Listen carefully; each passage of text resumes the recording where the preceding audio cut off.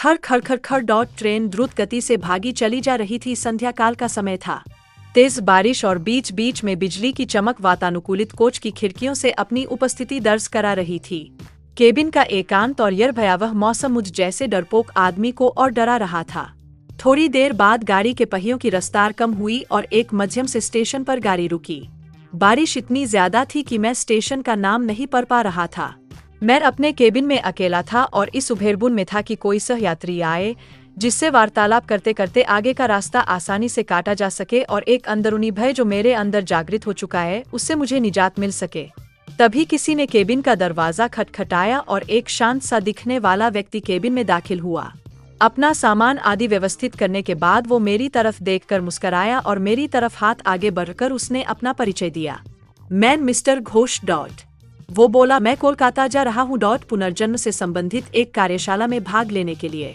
मैंने उसे बताया कि मैं कानपुर में व्याख्याता के पद पर हूँ और पटना जा रहा हूँ। उसने कुछ खाने का सामान निकाला और मुझसे भी खाने हेतु आग्रह किया, किंतु मैं बहुत ही सशंकित व्यक्तित्व का प्राणी। ट्रेन में किसी अजनबी के द्वारा दिए गए खाने को लेना असंभव था मेरे लिए। मैंने बहुत विनम्रता से उसके आग्रह को ठुकराया। वो भी कम उस्ताद नहीं था डॉट कसकर हंसा और बोला, संशय कर रहे हैं मेरे ऊपर? अभी तो कुछ नहीं, देखिए आगे क्या क्या होता है। उसके यह शब्द सुनकर मुझे साम सुना गया, किंतु मैंने किसी तरह अपनी घबराहट को छिपाया। कोई स्टेशन आने पर वो उतरता और ट्रेन चलने के बाद किसी दूसरे कंपार्टमेंट से चढ़कर फिर आ जाता। पूछने पर बोलता कि बीच बीच में रेलवे की नौकरी भी कर लेता हूँ। थोड़ी देर बाद मैं और वह विभिन्न विषयों पर चर्चा करने लगे। उसने पुनर्जन्म से संबंधित बातें प्रारंभ की और पुनर्जन्म को अंधविश्वास बताया। थोड़ी देर बाद उसने मुझसे पूछा कि क्या आप भूत प्रेत पर विश्वास करते हैं?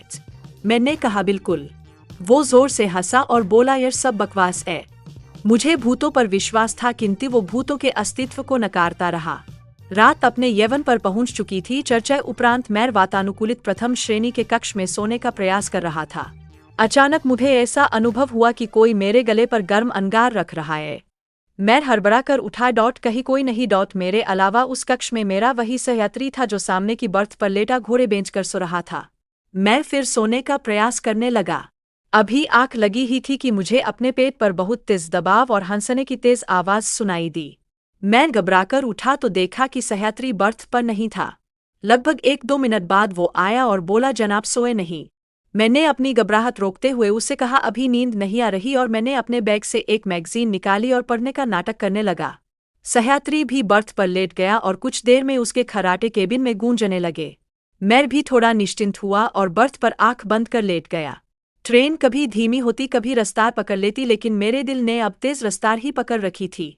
भय और घबराहट के कारण लघुशंका की इच्छा अपने आप जीवित हो जाती है डॉट। और मैं टॉयलेट की तरफ मुड़ जैसे ही मैंने टॉयलेट का दरवाजा खोला वो सहयात्री मुझे अंदर दिखा और मैं चिल्लाते हुए अपनी बर्थ की तरफ भागा। देखा तो वो सहयात्री इत्मीनान से अपनी बर्थ पर सो रहा है डॉट। मैंने घबराहट में उसे जगाया डॉट। वो बोला, डॉट अरे क्या हुआ? इतना मासूम लग रहा था वो, जैसे कुछ जानता ही ना हो। मैंने कहा, आप यहाँ भी और वहाँ टॉयलेट में भी? वो कुटिलता से हंसा और बोला, मैं कितने रूप में कहीं पर भी रह सकता हूँ। घबराहट के मारे मैं पसीने से तरबतर डॉट बिल्कुल निर्जीव सा खड़ा उसके सामने। वो बोला, तुम्हें भूतों पर विश्वास था ना? तुम्हें तुम्हारे विश्वास का प्रमाण तुम्हारे जैसे लोगों के कारण ही हम भूत पिशाच लोगों का अस्तित्व है डॉट। इतना कहकर वो मेरी आंखों के सामने से अचानक गायब हो गया।